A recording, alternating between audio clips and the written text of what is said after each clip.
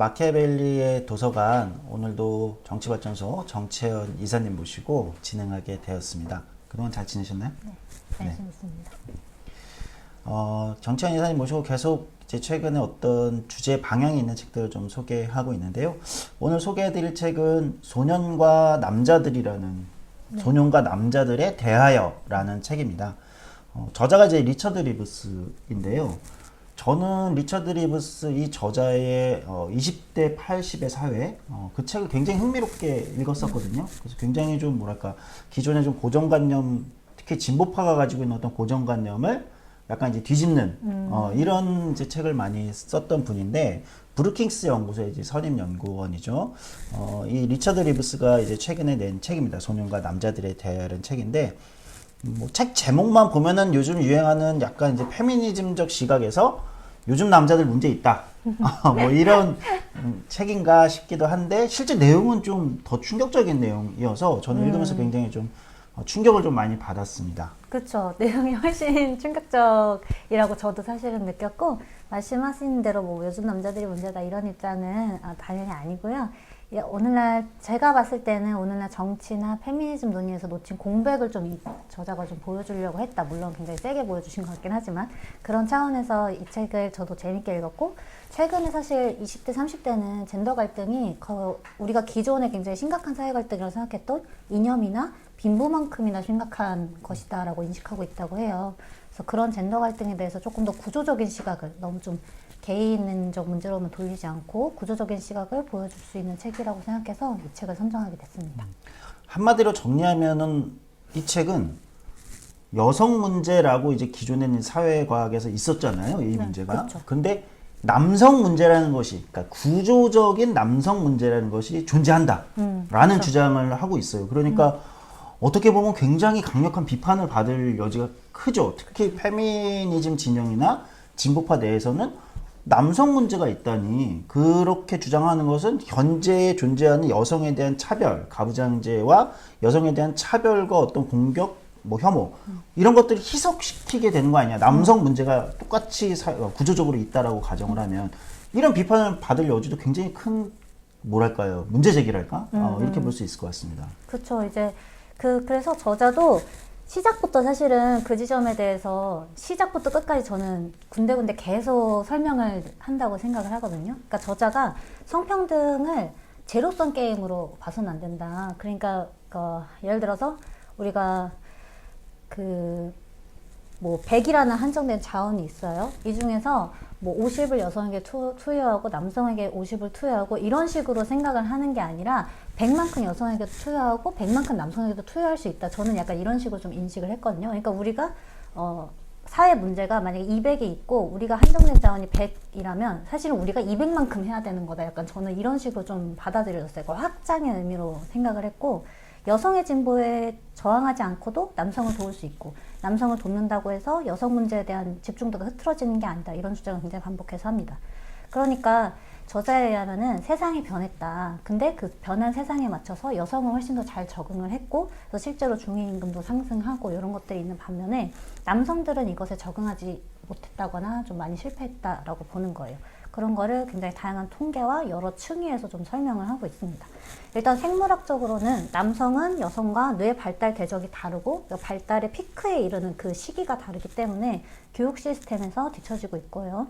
사회적으로는 변화된 노동 시장이랑 경제 구조에 여성들은 훨씬 더 잘 적응을 했고, 남성의 중위임금은 반대로 적응하지 못해서 좀 감소한 측면이 있고, 문화적으로는 내 가족을 먹여 살린다라는 전통적인 남성성은 해체가 되었는데 이를 대체할 새로운 남성성이 제시되지 않고 있다라고 합니다. 그래서 사실은 이제 말씀하신 그런 비판이 너무나 제기될 여지가 크잖아요. 그런데 이제 기존의 좌파든 우파든 간에 그런 비판을 의식했든 아니든 간에 모두 사실은 어느 정도 무책임하게 이런 남자들을 혹평하거나 혹은 반대로 더 분노하라 이런 식으로 부추기고 있다라고 강하게 비판을 하고 있는 거거든요. 그러니까 진보는 남성성 자체를 병리화해버리고, 보수는 사실 돌아갈 수 없는 건데 돌이킬 수 없는 과거의 남성성으로 돌아가자고 사람들을 헛것에 매달리게 한다라는 거죠. 그래서 그리고 사람들이 이런 것이 굉장히 민감한 문제이고 동시에 중요하다 보니까 이거를 별도로 해석하고 이러는데 사실은 성별과 인종, 계급 이런 식으로 하나씩만 놓고 보는 게 아니라 통합적으로 해석해야 된다라고 말해요. 그러니까 단순히 이 문제가 당신이 가난해서 발생한 겁니다 라고만 얘기하지도 말고 당신이 흑인이라서 발생한 겁니다 이렇게만 얘기하지도 말고 뭐 당신 남자라서 이렇게 따로따로 보는 게 아니라 통합적으로 좀 봐야 된다. 그리고 남성성 자체가 문제라고 하면서 이 성별만 또 따로 이거는 개인의 문제다라고 돌리는 것도 맞지 않다라고 보고 있는 거죠. 네, 굉장히 숨기차게 핵심 내용을 설명을 해주셨는데요. 그러니까 이제 어쨌든 저자는 책에 이제 챕터별로 하면서 이제 노동시장과 경제 기술 발달이 어떻게 남성들의 일자리와 노동시장에서 변화를 만들어내는지, 남성들이 거기에 잘 적응을 하지 못하고 있는지, 그 교육 시스템 이런 주장 굉장히 좀 파격적이었는데 교육 시스템이 여성 소녀들, 그러니까 소녀들에게 유리할 수밖에 없다. 지금의 교육 시스템은. 그러니까 마치 남성을 차별하고 있다는 느낌보다는 뇌 발달 과정이 늦은 남성들이 교육 시스템에서 여성들 어린 시절에 청소년기에 뒤처질 수밖에 없고 다른 어떤 대안을 잘 못 만들어내고 있다. 이렇게 되니까 남성들이 대학 교육에 가서도 대학 졸업도 훨씬 적게 하고 그쵸.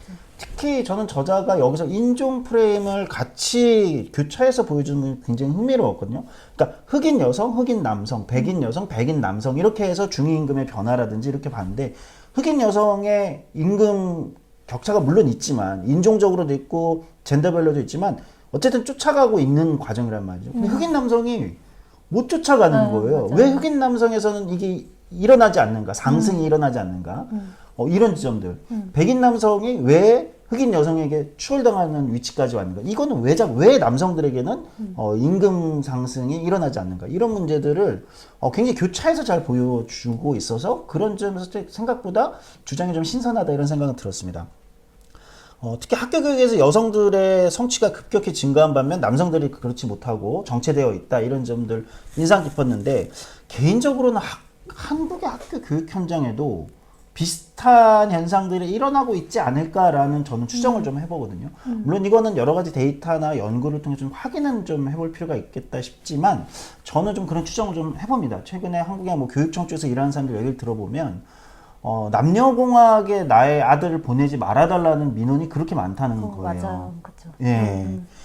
그런 것들이 이미 현실화되어 있고 그 다음에 일자리에서 뒤처지는 거는 이제 산업 변화와 기술 때문이다. 이거는 이제 기존의 육체 노동으로 남성의 완력이나 근력으로 하던 산업들이 쇠퇴하고 여성들이 충분히 잘할 수 있는 어떤 공감 능력과 더 조직화하는 이런 능력이 더 빛나는 산업과 기술들이 점점 많아지고 있는 거. 여기서 이제 새로운 대안을 못 찾고 있는 거. 남성들이 뭐 이런 얘기를 하기도 합니다. 임금격차 문제는 저는 개인적으로 노동 문제에 관심 있는 사람으로서 굉장히 흥미롭게 봤는데 저자 이제 클라우디 골딘 교수죠. 그러니까 노벨 경제학상을 받았던 성별 임금격차를 이제 연구해서 받았던 이 핵심 이론을 이제 가지고 들어와서 어쨌든 핵심은 육아 임금격차. 뭐 굳이 이제 용어를 딱 정의하자면, 그러니까 육아를 하는 여성은 임금격차가 이제 발생한다는 거죠. 그러니까 육아를 하지 않는 여성은 임금격차가 발생하지 않는다는 거예요. 성별 임금격차. 같은 직종에서 나머지를 다 제하고 본다면 다른 변수들을. 그래서 육아가 문제다. 이제 임금격차 핵심이다. 그렇게 보면 최근에 한국의 저출생 문제도 사실 그렇게 볼 수 있죠. 그쵸. 물론 한국과 미국은 임금의 구조, 얘기하면 전형적으로 미국은 이제 시장에서 하는 직무금 형태고 한국은 이제 연공서열이기 때문에 한국에서는 임금격차가 더 많이 발생할 가능성이 육아 임금격차가 더 크게 발생할 가능성이 좀 높다고는 보는데 이런 부분들을 가져와서 임금격차에서도 어떻게 남성들이 이제 특히 그러니까 고소득 남녀가 아니라 저소득의 남성들이 어떻게 뒤처지고 있는가 이 지점을 굉장히 잘 좀 보고 있다. 저는 인상 깊게 보기도 했습니다. 네, 그렇죠. 뭐 한국 교육 같은 경우에는 저도 뭐 통계를 많이 알지는 못하지만 그냥 간단하게 찾아봤을 때는 한국도 사실 뭐 조금씩 달라요. 뭐 발표되는 것만 조금 다르겠는데 어떤 데는 뭐 2005년부터 어떤 데 2010년부터라고 하는데 여성의 대학 진학률이 남성을 앞서온 지가 사실 좀 상당히 오래됐다고 하고 뭐 졸업률도 사실은 그런 거 교육 시스템에서 뒤처지고 있다는 거는 한국에도 사실은 비슷하게 적용되고 있는 부분이다라고 생각은 해요. 격차는 훨씬 좁긴 하지만 사실. 그리고 저도 그 임금격차 부분 되게 인상 깊게 봤거든요. 그 성별 임금격차에서 중요한 거, 물론 이제 성별 간의 임금격차 또 이제 그동안 많이 다뤄져 왔지만 육아만을 좀 핵심으로 보는 거는 저는 신선했달까. 저는 사실 이 부분 처음 봐서 재미있었고. 그래서 그리고 말씀하신 대로 그 저소득층 남성, 그러니까 저는 그 소수의 엘리트 계층의 남성을 제외한 사실 일반 시민 다수의 남성들은 많은 좌절과 실패를 경험하고 있다라고 보는 것이 맞다고 생각을 해요. 그래서 여기 책에서도 나오고 있지만 그 약물 중독이나 음주, 자살 이런 것들을 사실 절망사라고 표현을 하거든요. 이런 절망사가 남성이 여성에 비해 3배라고 합니다. 근데 특히 저는 좀 진통제에 중독되는 그 오피오이드라고 네. 하잖아요. 미국에서 그것 때문에 마약 문제가 굉장히 심각해졌는데 그 진통제에 중독되는 남성들이 더 많다는 것도 사실 굉장히 의미심장한 일이거든요. 왜냐하면 우리 뇌는 마음의 고통이랑 이 신체의 고통을 구별하지 않아요. 그래서 실제로 진통제가 마음의 고통을 누그러뜨리는데 실제로 작용을 하는 거거든요. 어느 정도는. 그럼 그게 이제 무슨 뜻이겠냐라고 하면 표현되지 않는 어떤 심적 고통이 그런 약물 의존으로 훨씬 더 빠져들게 만드는 그런 경로가 형성되어 있다라고 볼 수 있는 거거든요. 그게 이제 남성들한테서 강력하게 나타나고 있다. 그렇죠. 강력하게 나타나고. 그러니까 왜 더서 그 남성과 여성의 그 성별 차이가 왜 더 남성이 더 많이 약물에 중독이 되느냐. 물론 이제 다른 요인들도 분명히 있지만 저는 그런 것이 좀 크게 작용하지 않나라고 생각을 하는 거고. 근데 이제 계속 비판을 하는 거는 이런 문제가 분명히 구조적으로 발생하고 있다고 저자는 보고 있는데 정책 위반자들은 여성 문제에 대한 주의를 흐트러뜨릴까봐, 그러니까 아까 말씀드린 그 한정된 자원의 집중도가 이제 낮아지게 될까봐 이거를 얘기하지 않고 있거나 아예 명명하지 않고 있다. 그것은 좀 무책임한 것이다라고 얘기를 하고 이런 거죠. 그러니까 여성에 대한 차별이 여전히 해소되지 않았는데 구조적 차별이 여전히 존재하는데 이 와중에 남성 문제라는 게 구조적인 문제가 있다라고 이야기를 하면 사실은 이 문제가 희석되는 거 아니냐. 그렇죠. 남성도 문제다. 남성도 많은 문제를 겪고 있다. 구조적으로. 이 문제 해결에도 우리가 어떤 자원을 투입해야 된다. 또는 고민을 해야 된다. 정치적인 에너지를 쏟아야 된다. 이렇게 하면 여성에 대한 구조적 차별이 아직 해소되지 않았기 때문에 주의가 분산된다 또는 이걸 흐트러뜨리는 게 아니냐. 여성만 문제가 아니다. 이런 식으로 그쵸. 담론이 만들어지는 이런 위험성이 있을 수 있다라는 것 때문에 구조적 남성 문제가 존재함에도 불구하고 그것을 제대로 다루지 않고 있다, 정책적으로. 이런 이제 비판을 핵심적으로 하고 있습니다. 자신은 그래서 구조적 남성 문제가 있다는 것 자체를 인정하는 게 굉장히 어렵고 또 굉장히 위험할 수 있다 이런 생각이 듭니다.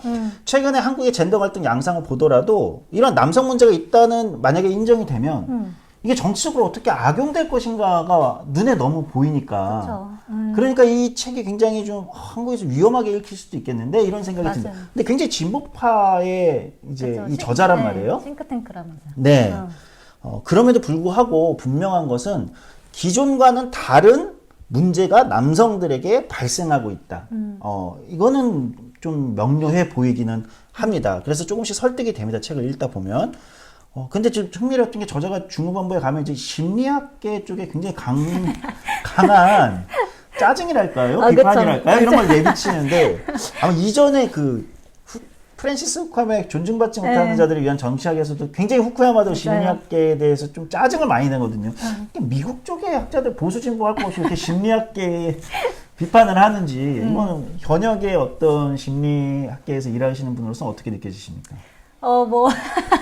근데 그거 전에 왜냐면 저도 그 위험성이 너무 공감이 되니까 사실 그래서 이 책을 소개할 때 저도 고민을 많이 한 거예요. 근데 그럼에도 불구하고 다뤄야겠다라고 좀 생각이 드는 거는 왜냐면 안 다루기에는 시민 중에 남성이라는 범주가 차지하는 비중이 일단 너무 높고 그리고 우리 그 위험성을 우려하기에는 이미 그런 식으로 악용되고 있고 극우가 그 의제를 그런 식으로 선점하고 있다고 저는 느끼기 때문에 오히려 이게 더 퍼지기 전에 우리가 오히려 좀 제대로 이거를 공적으로 끌어올려야 되는 건 아닌가라고 생각이 드는 거고 심리학계는 이제 거의 보면서 사실 굉장히 안타까웠죠. 왜냐하면 그러니까 중후반 사실 이 저자가 초창기부터 책의 초반부터 사실 심리적 개념을 계속 얘기를 해요. 근데도 말씀하신 그런 어떤 짜증 같은 게 책에서 계속 묻어나오는 거여서 왜 그럴까 하고 봤는데 중후반부에 그 얘기가 나오잖아요.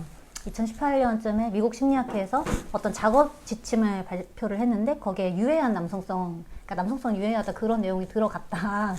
그래서 그거에 대해서 당연히 많은 비판이 있으니까 그 심리학회에서 사실 그런 게 아니고 하면서 해명을 했는데 그 내용도 거짓이었다 이런 내용이 있더라고요. 그래서 이런 차원에서 좀 약간 비판적이셨구나 라고 그동안 그게 좀 이해가 되는데 사실 후쿠야마도 그렇고 다른 미국인들 책에서 저는 이런 식의 얘기를 좀 많이 본 것 같아요. 그러니까 심리학계가 학문적 합의를 얘기를 해줘야 되는데 오히려 정치적 선언을 한다, 왜곡을 한다 이런 얘기를 저는 좀 봤었던 것 같고 안타깝죠. 그러니까 저는 사실 심리학이 굉장히 개인적이고 미시적인 학문으로 오해된다고 생각을 하거든요. 근데 사실 기본적으로 심리학은 사람을 다루는 학문이잖아요. 그러면 그 사람의 영향을 미치는 건 생물과 사회 둘 다잖아요. 저는 어떤 학문보다는 아니지만 어떤 학문만큼이나 굉장히 통합적인 사고를 요구하는 학문이라고 생각을 하는데 그런 오해를 사실 미국 심리학회가 확신시켜 준 거잖아요. 그러면서 사람들의 신뢰를 잃었고 그거는 굉장히 좀 안타까운 지점이라고 생각을 합니다.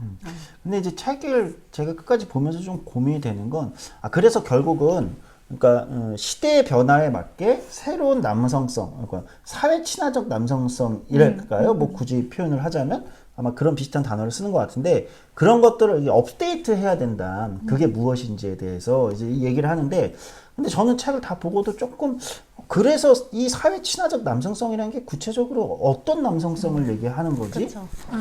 그 굳이 남성성, 그러니까 사회 친화적인 어떤 특성이 아니라 남성성이라고 하면 여성성과 대비되는 뭐 특징이 있어야 되는데 이게 뭔지가 잘 좀 명료하다는 생각은 좀 안 들었긴 했거든요. 맞아요. 저도 뭐 그 부분은 사실 저자분은 굉장히 고심해서 작성하셨겠지만 저자분한테도 이거는 사실 모호한 것 같다라도 저도 느꼈고 제가 개인적으로 봤을 때는 이분한테 있어서 성숙한 남성성이라는 게 어떤 돈이나 그 직업적인 위치나 그런 게 아니라 사회적 관계에 있어서의 어떤 쓸모 있음에 가깝다라고 전 봤거든요. 그러면서 제시한 게 아버지였다라고 생각을 하는데 근데 저는 오히려 그런 생각이 드는 거죠.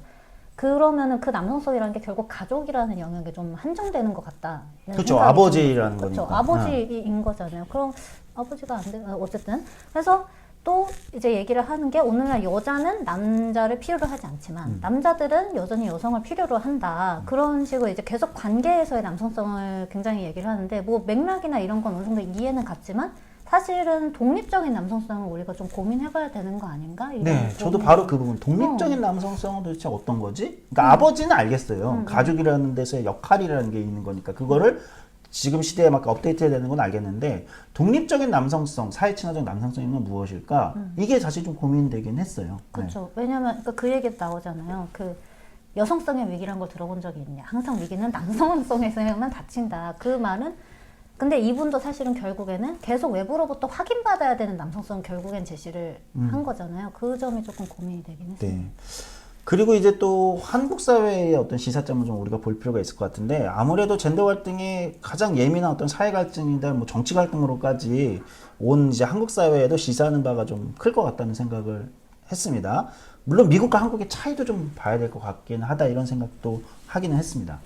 그렇죠. 그러니까 실제로 한국 사례가 책에 직접 인용이 되고 있더라고요. 젊은 남성들이 반 페미니즘 정서에 힘입어서 강하게 우경하고 있다. 뭐 이렇게 얘기를 하는데 뭐 한국을 엄청 자세하게 보기보다는 저는 최근에 발표된 그 2024년 사망 원인 통계 있잖아요. 그거를 통해서 사실 좀 한국의 상황을 들여다볼 수 있을 것 같아요. 좀 자세히 보시면, 그러니까 올해 들어서 이전까지는 아니었다가 40대 사망 원인 1위가 처음으로 자살이 된 거예요. 저는 그렇죠. 이게 굉장히 충격적이었거든요. 그래서 이제 실제로 더 들여다봤더니 40대 여성 자살률도 늘기는 했어요. 근데 40대 남성 자살률이 정말 엄청나게 늘었거든요. 어느 정도냐 하면 10만 명당 8.1명이에요. 이게 왜 말이 안 되는 엄청난 수치라고 말씀을 드리냐면 OECD 평균 자살률이 10만 명당 9명에서 11명 사이예요. 그러니까 거의 그만큼 1년 만에 늘었다는 거거든요. 1년 만에 증가한 게 그렇죠. 증가폭이 그만큼 늘었다는 거예요. OECD 평균 자살률만큼. 그리고 남성 30대, 50대도 제가 봤어요. 30대는 5.9명, 50대는 7.4명이 증가를 했고요. 여성 30대는 1.8명, 40대는 1.1명, 50대는 0.5명이 늘었어요. 물론 늘긴 했지만 이 증가폭의 차이가 엄청나게 큰 거죠. 그러니까 물론 이제 여러 연구에서 자살 시도율은 여성이 더 높고 자살률은 남성이 더 높다. 이런 것들이 계속 반복적으로 확인되어 오고 있지만 그것만으로는 이만큼의 극심한 차이를 어떻게 설명하냐. 저는 그런 생각이 드는 거고. 그렇죠. 유난히 자살에 더 표현이 좀 그렇지만 지난 1년 사이에 유난히 더 성공했다, 자살에. 그렇죠. 자살 시도가 이렇게- 완료됐다. 이렇게 해석할 수는 없는 거잖아요. 그렇죠. 그럴 수는 그러니까 없는 실제 이 시도 자체도 굉장히 증가하고 있고 실제 자살을 많이 하고 있는 거네요, 남성들이. 그렇죠. 그리고 물론 시도율이 여성이 많다고 하더라도 이 정도의 격차는 분명한 이제 성별 그 격차가 존재하는 거다. 이렇게 보게 되는 거고. 그래서 저는 사실 한국의 자살률이 다 높잖아요. 남녀노소 할 거 없이 다 높고 노년층은 엄청나게 높은데 한국 시민 여성 남성 다 절망을 하고 있는데 그 중에서도 남성의 절망이 사회적으로 적절하게 다루어지지 않은 결과가 이렇게 표출된 거 아닌가라고 생각이 드는 거예요. 보통 자살률을 설명을 하면은 경제적 위기 이런 걸로 사실은 되게 많이 설명을 하시는데 이게 몇 년간 누적 이런 그 몇 년간에 뭐 코로나 이후에 뭐 그런 얘기 많이 있으니까 그런 경제적 위기만으로 이런 급증을 어떻게 설명할 거냐라는 생각이 저는 계속 드는 거고 오히려 저는 오랜 시간 좀 누적되어 온 절망이 트리거를 통해서 터져나오는 거에 가깝다라고 보는 게 좀 더 적절하다고 생각합니다. 그러니까 트리거가 근본적인 원인이라고 볼 수는 없는 어떤 거잖아요. 트리거일까요? 최근에 40대 남성들을 향한 영포티라는 조롱이 트리거가 된 걸까요? 그런 것도 문화적 요인 중 하나로 볼 수 있다고 네, 이거는 뭐 생각해요. 사실 반 농담에 가까운데 분명히 어떤 트리거가 있을 것이고 그것을 좀 정책적으로 좀 찾아보는 거는 굉장히 좀 중요하겠다 이런 생각이 듭니다. 그래서 어쩌면 저자의 말대로 구조적인 남성 문제가 한국에도 존재한다면 그것을 조정해가는 과정에서 좀 젠더 갈등이 완화될 수도 있지 않을까 이런 좀 희망적인 생각도 좀 해보고 저는 최근에 그런 거 있잖아요. 한국 남성들이 젊은 남성들이 일본 여성들하고의 국제 결혼이 굉장히 증가하고 있고 그 시장이 막 엄청 커지고 있고 이런 게 뉴스도 많이 나오고 있거든요. 그래서 한국, 일본 양쪽에서 다 화제인데 물론 이게 뭐 유의미하게 어마어마하게 전체 사회를 대변할 만큼 뭐 큰 수치는 아니겠지만 근데 그때 많이들 한국 남성들이 얘기하는 것이 물론 굉장히 성차별적인 어떤 인식이 또 가끔은 나오지만 되게 핵심적인 게 압박을 덜 받는다고 생각하더라고요. 이건 문화적 차이인데 그러니까 일본에서는 결혼할 때 꼭 집이 있어야 되고 자가나 규모 있는 아파트가 있어야 되고 또는 뭐 남성의 소득이 굉장히 어느 수준이 되어야 되고 이런 압박이 일본이 약하다는 거예요. 결혼에 있어서. 그러니까 일본 여성들과 결혼을 하는데 수월하다고 느낀다고 설명을 좀 하더라고요. 그래서 그럼 한국 사회가 이제 전통적 남성성, 남성에게 주어지는 가장으로서의 소득의 어떤 주 소득원으로서의 가장으로서의 역할, 특히 또 결혼 과정에 드는 이런 정도는 있어야 결혼을 하지. 주로 집이겠죠. 이런 것들이 한국 남성들이 결혼을 회피하거나 이제 다른 방식으로 돌아가게 하는 이런 요인으로 작동할 수 있겠구나. 그러니까 저자의 책에 나오는 어떤 주장들하고 미국하고는 이제 완전히 이건 다른 양상일 텐데 그렇게 엮어보면 그럴 수도 있겠다라는 좀 생각도 좀 해봤고 물론 이건 면밀한 얘기는 아닙니다. 면밀하게 좀 다르게 검토를 해봐야 되는 얘기지만 그런 생각도 좀 해보긴 했습니다. 그렇죠. 뭐 말씀하신 대로라면 책에 나온 그런 전통적 남성성이 여전히 강하게 작용하고 있다라고 볼 수도 있겠고 근데 저는 국제 결혼은 아직까지는 그 한일 간의 그 뭐라고 해야 돼요? 반일 감정이 살짝 젊은 세대로 오면서 누그러지고 그리고 국제 교류가 증가되고 이런 것에 영향이 더 크지 않나? 자연스러운 그런 생각도 들긴 한데 말씀하신 것도 영향을 미쳤겠지만 근데 뭐 저는 이런 남성 문제를 초반에 말씀드렸듯이 적절하게 다루는 것이 그런 젠더 갈등 완화뿐만 아니라 성평등 자체에도 기여할 수 있다라고 보는 거거든요. 그러니까 우리가 지금의 정치 상황을 들여다볼 때 사실은 거의 항상 선거제도나 어떤 정당 같은 정치제도에서 그 해결책을 찾으려고 노력을 했잖아요. 물론 그게 저도 되게 중요한 요인이라고 생각을 하지만 근데 그동안 상대적으로 좀 논의가 미흡했던 부분이 우리가 좀 들여다봐야 되는 거 아니냐. 그러니까 예를 들어서 이렇게 수많은 사람들이 절망을 하고 있어요. 그렇다면은 그러니까 한 사람이 아니잖아요. 많은 사람이 절망을 하고 있다면 우리 사회가 이 사람들에게 어떤 기대를 형성하게 했고 이 기대가 어떤 식으로 좌절되어서 절망을 만들어낸 건지를 저는 봐야 된다라고 생각을 하는 거예요.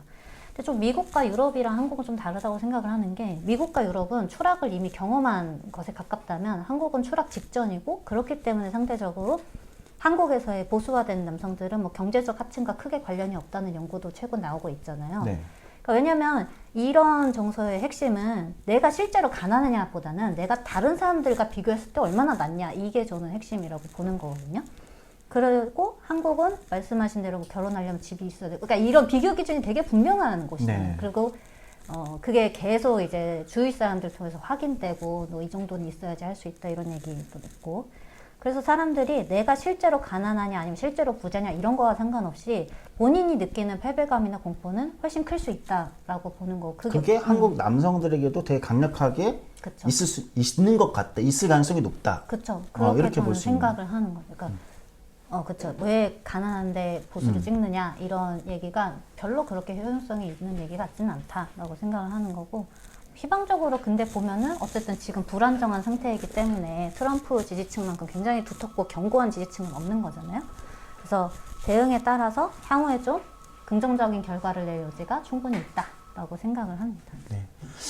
이제 대안 부분인데 사실 저는 대안 부분에 있어서는 너무 파격적이어서 이거는 좀 너무 공감이 좀 안 가는데 이런 부분도 있었어요. 나머지 네.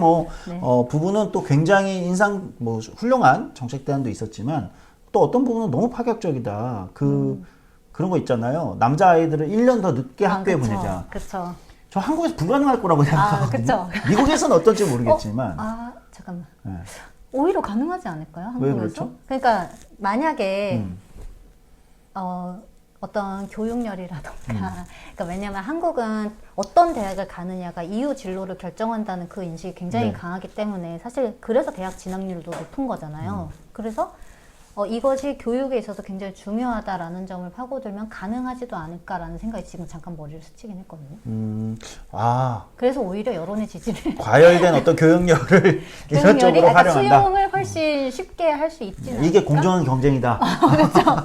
그런 생각이 들기는 했어요. 여자 아이들의 뇌 발달이 훨씬 빠르기 때문에 진짜 공정한 뇌 발달 과정의 공정한 경쟁은 남자 아이들을 더 늦게 1년 더 늦게 성숙시켜서 학교에 보내야 공정한 경쟁이다. 뭐 그런 식으로 설득할 수 있지 않냐? 설득이 될 수도 있지 않을까? 근데 왜 어렵다고 보셨어요?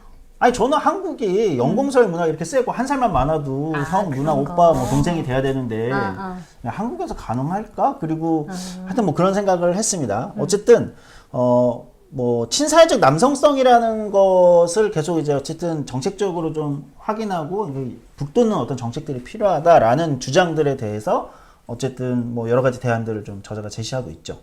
그렇죠. 말씀하신 저도 그 교육 시스템 부분은 진짜 급진적이다라고 네. 생각을 했고 왜냐면 그러니까 맞아요. 뇌 발달 궤적에 차이가 있는 건 맞는데 이 저자도 그 집단보다 그 집단 안에 개인 차이가 크다라는 얘기를 이제 같이 하잖아요. 그래서 그거를 일괄적으로 적용할 수 있나라는 생각이 솔직히 조금 드는 거고.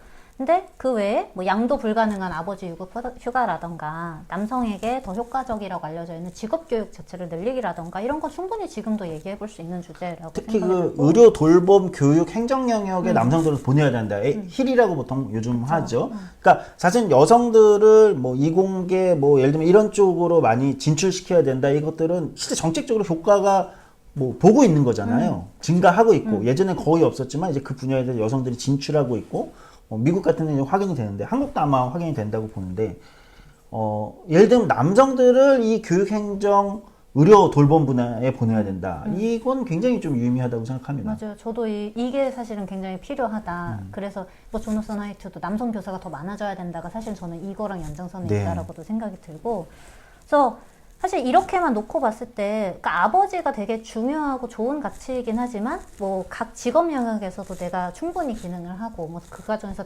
다른 사람들과 관계할 수 있으면 그런 것도 또 독립적인 남성성이 될 수 있는 거 아닌가? 뭐 이런 생각을 하게 된 거고요. 근데 이런 정책보다 더 우선이 저는 돼야 된다고 생각을 하는 건 지금은 사실 남성 문제가 거의 혐오 정치의 일환으로 악용되고 있다고 저는 많이 생각을 해요. 근데 이런 사실 정치인들은 사회 구조를 만들고 저는 확장하고 이러는 역할이 있다라고 보는데 그런 정치인들이 악용하는 게 아니라 진짜 공적 의제로서 좀 이거를 부상시켜야 된다라고 생각을 합니다. 그러니까 이제 지금 한국에서는 약간 전통적인 보수주의자들이 페미니즘이 과하게 퍼져서 확장됐기 때문에 남성 문제가 발생했다 이런 쪽으로 얘기를 할 텐데 저자의 주장은 그게 아니라는 거죠. 그렇죠. 오히려 어떻게 보면 기존의 페미니즘이 좁아서 생기는 공백이랄까? 그러니까 저는 그 페미니즘 대중화라고 하잖아요. 네. 근데 지금의 우리의 현실을 보면 사실 페미니즘의 대중화가 완전히 다 이루어지지 못한 거예요. 그 공백을 저는 극우가 파고들었다라고 생각을 하는 거고 그래서 거기에서 이제 제가 계속 말씀드리는 어떤 디지털 환경 있잖아요. 그런 절망이 디지털 환경에서는 혐오가 되고 그게 사실 수익이 되고 그런 환경에 사람들이 놓여 있는 거고 정당이랑 정치인들도 사실은 이런 절망을 정책과 사회 안전망으로 흡수시켜야 되는 건데 그러지 않고 유권자를 결집시키고 동원시키기 위해 이용해 왔다라고 보는 거고요. 그래서 지금 사실 한국 사회에서는 남성과 여성 모두 스스로가 더 불행하다라고 느끼고 있다고 봐요. 그리고 사실 제일 중요한 부분은 성평등을 지지하는 사람들은 다수는 사실 진보 쪽에 포진해 있거든요. 그렇다면 이 문제를 우리가 더 적극적으로 얘기를 해야 된다는 거예요. 그렇게 함으로써 성평등에 대한 동의도를 저변부터 확대시켜 나가야 된다라는 게 제 생각이고 세상이 변했다면 변한 세상에 걸맞는 새로운 목표가 우리에게 좀 필요하다라고 생각을 합니다. 네. 이전에는 보통 이제 페미니즘이나 성평등을 지향하는 어떤 가치에서 이렇게 보통 얘기를 했었거든요. 그러니까 여성에 대한 어떤 가부장제적 구조적 성차별이 줄어들면 줄어드는 것 이것이 철폐되고 줄어드는 것은 곧 남성에게도 그쵸. 득이 된다. 저는 이 명제는 여전히 유효하다고 봐요. 맞아요. 그런데 이 남성 문제라는 이 책의 문제를 갖고 오면 여성에 대한 차별이 줄어드는 건 남성에게도 유리하지만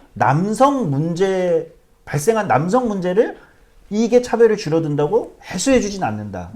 라는 이제 이 고민이 사실 있어서 남성 문제라는 구조적 문제를 저자가 이 문제에 대한 구체적인 정책 대안들도 같이 고민해야 된다. 그렇죠. 이렇게 이야기를 한다 이런 생각을 좀 전 받았습니다. 맞아요. 그리고 동시에 남성 문제를 해소하는 것이 반대로 이제 여성에게 든든한 오븐이 네. 만들어질 수 있는 부분이기도 한 거고요. 네, 그렇습니다.